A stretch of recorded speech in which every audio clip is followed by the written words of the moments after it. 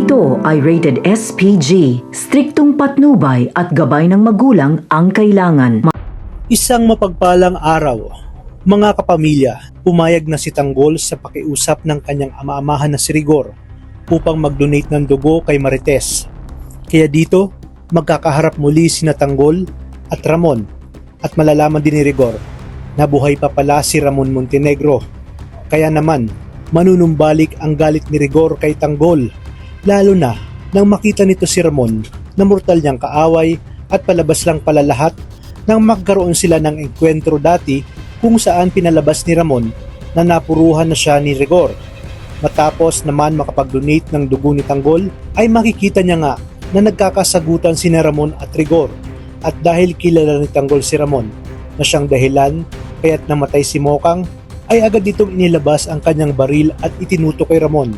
Kahit nangihina pa si Tanggol ay sinabi niya kay Ramon at napatanong kung anong ginagawa nito sa lugar, na siya namang kinagulat ni Ramon nang tawagin itong Tanggol ni Rigor.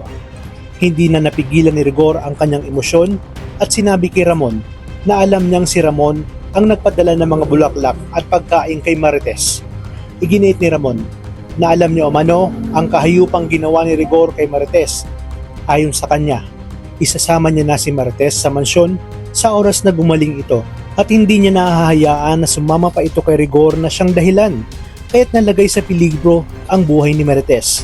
Dagdag pa ni Ramon na alam niya umano na araw-araw na lang may kalbaryong dinadala si Marites sa piling ni Rigor. Kung hindi umano sa pangbababae nito ay hindi hahantong sa ganun ang nangyari at sinapit ng kanyang pamilya. Napaka-irresponsable umano ni Rigor. Nagtanong naman si Tanggol kung anong koneksyon ni Ramon at bakit nito kilala ang kanyang nanay Tess, na siyang mas nagpakomplikado ng sitwasyon at ayaw pang sabihin ni Rigor ang totoo. Ngunit lumabas na si Tindeng na kahit nanghihina ay kaagad na niyakap ang kanyang apong si Tanggol na matagal na niyang hindi nakasama. Si Tindeng ang magsisiwalat ng buong katotohanan kay Tanggol na si Ramon umano ang tunay nitong ama. Kaya naman parehong nagulat ang mag-amang Tanggol at Ramon at napatanong si Ramon kay Tindeng kung sinong Tanggol ang kasama niya ngayon sa mansyon at nagpakilala bilang kanyang anak. Hindi naman alam ni David na nasa ospital si Ramon, kaya dahil sa pagmamadali nito ay tinawag nitong Itay si Rigor at tinawag nga siyang David ni Rigor.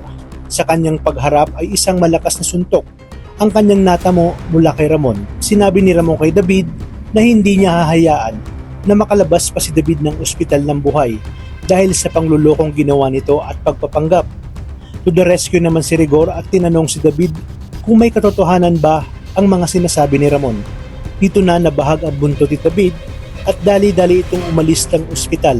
Batid niyang papatayin siya at tutuluyan siya ni Ramon dahil nalaman na nito ang buong katotohanan, habang si Tanggol naman ay tulala pa rin at halos hindi makapaniwala sa kanyang mga nalamang revelasyon na mula mismo sa kanyang lola Tindeng.